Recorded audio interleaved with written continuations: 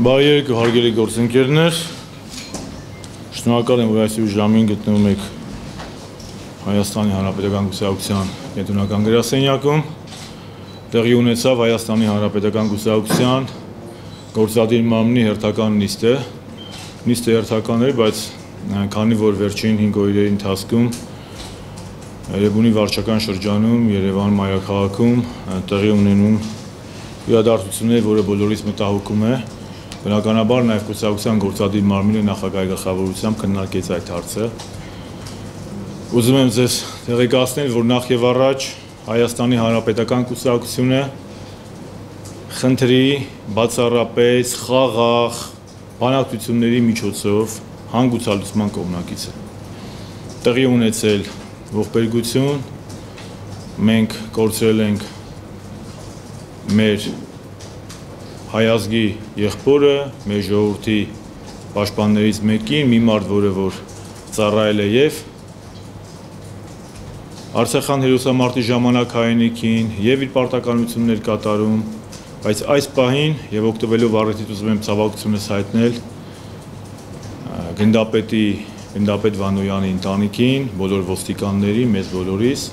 բայց այսօր թիվ 1 խնդիրը բանակցությունների միջոցով հասնել խնդրի խաղաղ հանգուցալուծման։ Առաջին իսկ օրվանից ազգային անվտանգության ծառայությունը հաճախակի պարբերականությամբ տեղեկացնում էր մեր հանրությանը եւ լրատվամիջոցներին գործողությունների վերաբերյալ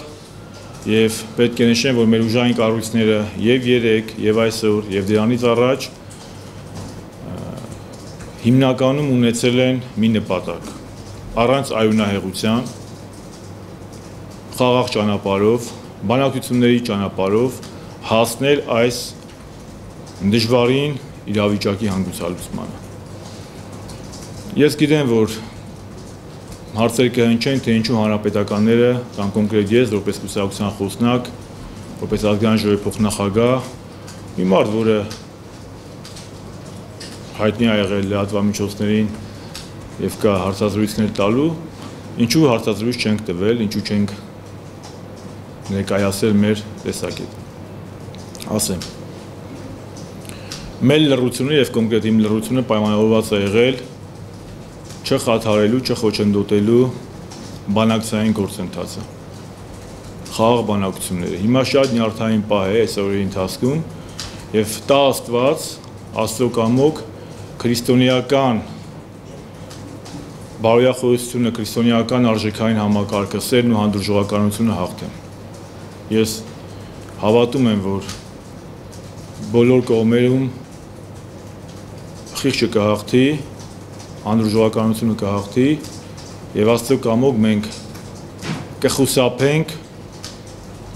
հնարավորինս նոր արյունահեղություններից։ Մեզ նոր արյուն պետք չի։ Հայաստանում մենք թշնամիներ չունենք։ Բոլորը մեր եղբայրներն են, բոլորը մեր քույրերն են։ Բազում խնդիրներ կան, բայց այսօր թիվ 1 խնդիրը ոչ թե դա է, այլ թիվ 1 խնդիրը հնարավորինս անել ամեն ինչ, որպեսզի այս խնդիրը խաղաղ հանգուցալուծվի։ Սա է Հայաստանի Հանրապետական Կուսակցության պաշտոնական դիրքորոշումը։ Իսկ հիմա Ազատություն ռադիոկայան համեսեք։ Շնորհակալություն պարոն Շահբազյան, 3 հարց։ Առաջինը վերջին օրերին շարունակաբար քննադատություն է հնչում, ինչու Հայաստանի նախագահը չի արձագանքում, կոչով ուղերձով չի դիմում ժողովրդին, կարող եք ասել ինչու է այդպես եւ մտադիր է արդյոք Հայաստանի նախագահը դիմել հայ ժողովրդին։ Երկրորդ, դուք ասացիք հանրապետականը կողմնակից է բացառապես խաղաղ բանակցությունների միջոցով։ Հնարավորինս խաղաղ, ես ավելացնեմ, ամեն ինչ անելու ենք, բոլոր հնարավոր ճանապարհները օգտագործելու ենք, որպեսզի թույլ տվեք ես ավարտեմ, բոլոր հնարավոր ճանապարհները օգտագործելու ենք, մեխանիզմները օգտագործելու ենք, որպեսզի բարեկապահական գնդում ստեղծված իրավիճակը խաղաղ հանգուցալուծում ունենա։ Նշանակում է երկրորդ հարցը, նշանակում է արդյոք սա, որ գնդի տարածքի ուղղությամբ գրոհի հրաման չի տրվելու երբեք միգուցե, եւ երրորդ հարցը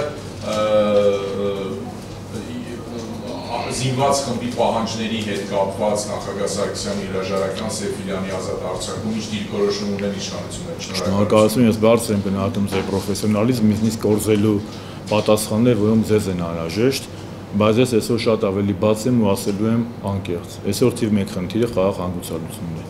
Պահանջների մասին այսօր ժամանակը չի խոսել։ Այսօր պետք է հասնենք նրան, որպեսզի խնդիրը ունենա հնարավորինս խաղաղ հանգուցալուծում։ Ինչով պարոն նախագահը չխոսեց, ասեցի, Հայաստանում կա իշխանություն եւ ազգային անվտանգության ծառայությունը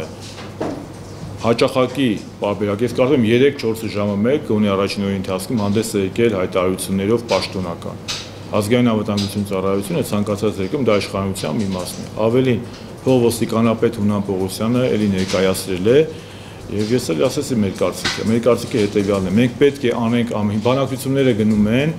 քննարկումները գնում են, պետքա բոլոր մեխանիզմները օգտագործենք, որպեսզի նոր արյունահեղություն չլինի։ Սա է իմ մեսիջը, սա է իմ ազդակը, նաև մեր սիրելի հայրենակիցներին, ուղիղ եթերում մեզ նայող իմ բարեկամներին, անկախ նրանից նրանք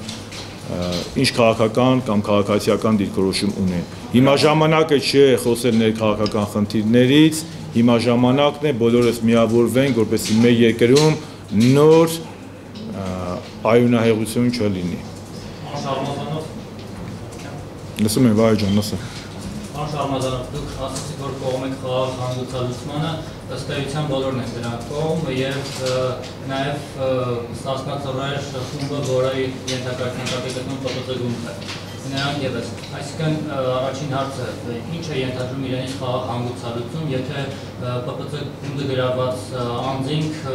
իրենց պահանջներից ետ չեն կանգնում եւ իշխանություններն էլ կարծես թե այս օրերին դեռևս որևէ քայլ չեն արել, որը ցույց է տալիս, որ պահանջներին կողմ են։ Երկրորդ հարցը շարունակ։ Շնորհակալություն, Վահե ջան։ Առաջին հարցին ես չեմ այն պաշտոնյան, որը պետք է բանակցությունների մանրամասներն ասել։ Երկրորդը չեմ կարծում, որ քննարկումներն ու բանակցությունները պետք է լրատվամիջոցների առջև ներկայացնել։ Եվ երրորդը, քանի դեռ բանակցությունները գնում են, մենք պետք է գնանք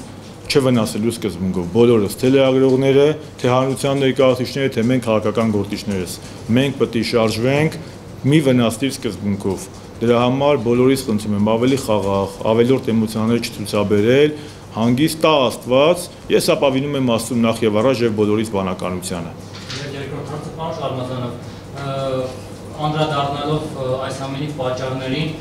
ինչ եք կարծում, դուք ձեր մեղքի բաժինը որպես իշխանության անձ նաեւ կուսակցության մասով ընդհանրապես զգում եք այստեղ, որ հաստրել եք երկիրը եւ ժողովրդին կամ ժողովրդի մի խմբին այնպիսի իրավիճակի, որոնք արդեն իշխանափոխության են ձգտում այս ճանապարհով։ Եվ երբ դուք հայտարարում եք այս բարձր ամբիոնից ձեզ համար բարձր այս կուսակցության, որ քաղաքական բոլոր ճանապարհները, իշխանափոխության ճանապարհները դեռ երկար ժամանակ պետք է անցնեն Մելիք Ադամյան փողոցով, չեք մտածում հետևանքների մասին, որ դրանք կարող են պատմական փողոցներով անցնել, միգուցե փորձ արվի դրանց խորենացիով, Տիգրան Մեծով եւ ձեր ասածը միգուցե չիրականանան։ Իմ ասածը դոգմա չէ։ Ես կարծիք եմ արտահայտել, Հայաստանը ժողովրդավարական երկիր է եւ Հայաստանում բոլորը պետք է ունենան, այդ թվում նաեւ ես, բազմակարծության եւ խոսքի ազատության իրավունք։ 1. Երկրորդը, ձեր ավելի շատ ելույթ էր, բայց հարց չէ, ես պատճառներին չեմ ուզում անդրադառնալ, այսօր ես այստեղ չեմ որպեսզի պատճառների մասին խոսել, իմ մեղավորության հետ կապված, ես սուրբ չեմ, ունեմ բազում մեղքեր, բազում թեյություններ եւ թող քարնետի առաջինը նա, որ մեղավոր չէ։ Ժողովուրդը պատճառների մասին է խոսում եւ ձեզ է քննարկում։ Ես պատասխանեցի։ Ես պատասխանեցի ձեզ։ Հիմա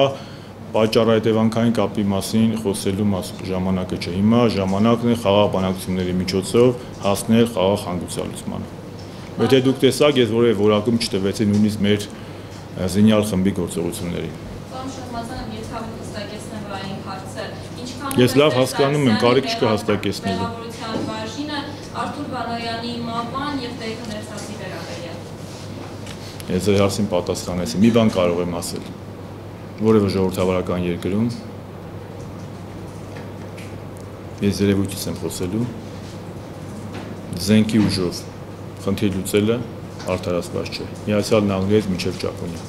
Եզրափակվենք սրանով։ Այն որ կան խնդիր, թողեք ես ավարտեմ։